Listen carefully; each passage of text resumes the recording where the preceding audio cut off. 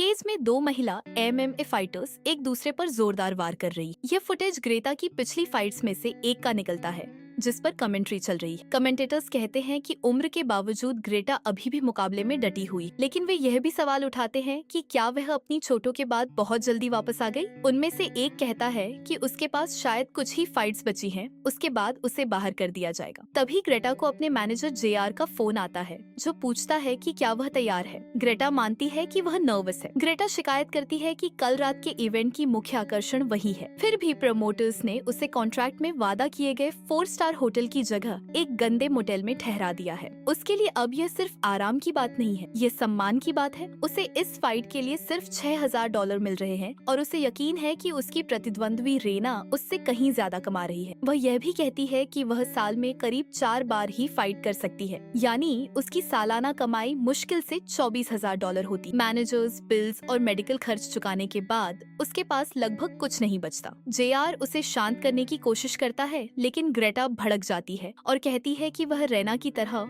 उसी 4 star hotel में रहने की हकदार है। तब जेआर बताता है कि रैना भी ठीक उसी होटल में ठहरी हुई है। ग्रेटा यह सुनकर दंग रह जाती है कि प्रमोटर्स ने फाइट से पहले 2 प्रतिद्वंद्वियों को एक ही होटल में रखा है। जेआर उसे बस हालात से समझौता करने को कहता है और ग्रेटा गुस्से में फोन काट देती है। वह फ्रंट डेस्क पर फोन करके रैना को उसके रिंग नेम से मांगती है, लेकिन उसे बताया जाता है कि उस नाम से कोई रजिस्टर नहीं है। फिर ग्रेटा उसका असली नाम कैरल जैक्सन बताती है। कॉल जुड़ते ही ग्रेटा साफ शब्दों में रेना से कहती है कि उन्हें बात करनी होगी। रेना ग्रेटा के कमरे में आती है। ग्रेटा मानती है कि बेहतर रिकॉर्ड और नाम की वजह से रेना उससे बहुत ज्यादा पैसे कमा रही होगी, लेकिन रेना बताती है कि उसे भी लगभग उतनी ही रकम मिल रही है, $6000 और एक विन बोनस। धीरे धीरे दोनों महिलाओं को एहसास होता है कि एक ही सिस्टम उनका फायदा उठा रहा है। Promotions, ticket sales, live streams, merchandise और जुए से भारी पैसा बनता है, लेकिन जो फाइटर्स दर्शकों के लिए अपने शरीर तोड़ती हैं, उन्हें उस पैसे का बहुत छोटा हिस्सा भी मुश्किल से मिलता है। रेना कहती है कि वह सोने जा रही है। ग्रेटा गुस्से में पूछती है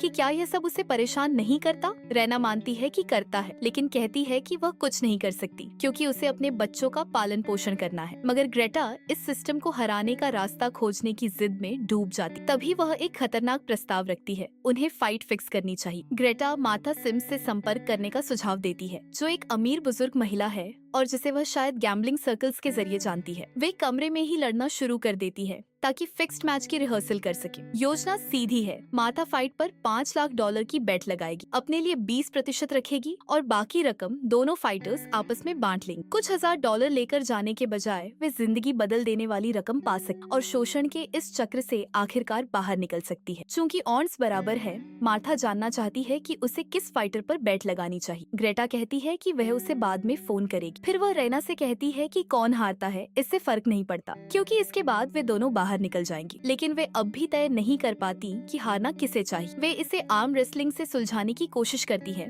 लेकिन बात जल्द ही तीखी बहस में बदल जाती। आखिरकार दोनों तय करती हैं कि वे एक असली फाइट करेंगी और जो जीतेगी वही असली मैच भी जीतेगी। चूँकि वहाँ कोई जज नहीं होंगे, हारने वाली 3 राउंड के बाद बस स्टेप आउट कर देगी। वे यह भी तय करती हैं कि एक दूसरे के चेहरे पर वार नहीं करेंगी। वे पैसे के बंटवारे पर भी बातचीत करती हैं और आखिरकार तय करती हैं कि विजेता को 60% मिलना चाहिए। उनकी रिहर्सल धीरे धीरे ज्यादा शारीरिक और निजी होती जाती है। जो अभ्यास के रूप में शुरू हुआ था वह असली लड़ाई में बदलने लगता है। राउंड्स के बीच ग्रेटा पूछती है कि रेना के बच्चे उसकी फाइट इंजरीज पर कैसी प्रतिक्रिया देते हैं। रेना कहती है कि वे इसके आदी हो चुके हैं। जब ग्रेटा से पूछा जाता है तो वह मानती है कि उसे नहीं पता कि फाइटिंग के बाहर वह क्या करेगी, क्योंकि मुकाबला ही एकमात्र चीज है जिसमें वह कभी अच्छी रही है। दोनों महिलाएं इस खेल से थक चुकी हैं, शोषण से थक चुकी हैं और इस बात से डरी हुई हैं कि फाइटिंग के बाद जिंदगी कैसी होगी। वे एक और राउंड शुरू करती हैं और रेना ग्रेटा को कुछ ज्यादा ही जोर से मारने लगती है। फिर भी दोनों में से कोई टैप आउट नहीं करती। आखिरकार वह सवाल सामने आ जाता है जिसका जवाब दोनों में से कोई नहीं देना चाहता। कल रात असल में टैप आउट कौन करेगा? भले ही वे बार बार कहती हैं कि नतीजे से ज्यादा पैसा मायने रखता है, लेकिन कोई भी अपने अभिमान को छोड़ नहीं पाती। रेना कहती है कि वह कभी हार नहीं मानेगी। ग्रेटा कहती है कि उसने अपनी जिंदगी में कभी टैप नहीं किया। अंतिम प्रैक्टिस राउंड तक आते आते उनकी नकली फाइट पूरी तरह असली हो चुकी होती। वे एक दूसरे को दीवारों से पटकती हैं और दोनों चोटिल खून से लथपथ और थककर चूर हो हो जाती है। आखिरकार रैना ग्रेटा को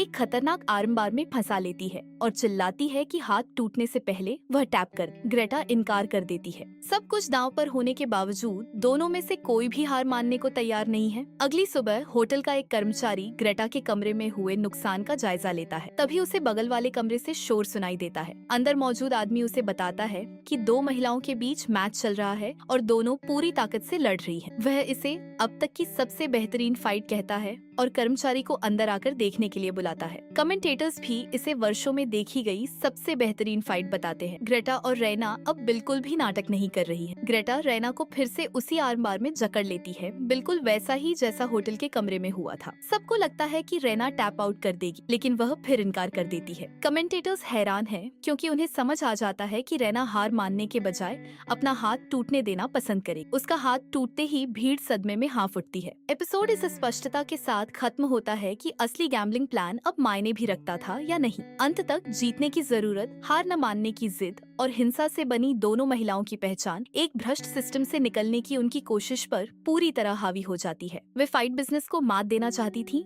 लेकिन अंत में वे उसी चीज में डूब जाती हैं जिसने उन्हें परिभाषित किया था, फाइटिंग। चैनल को लाइक और सब्सक्राइब करना न भूलें।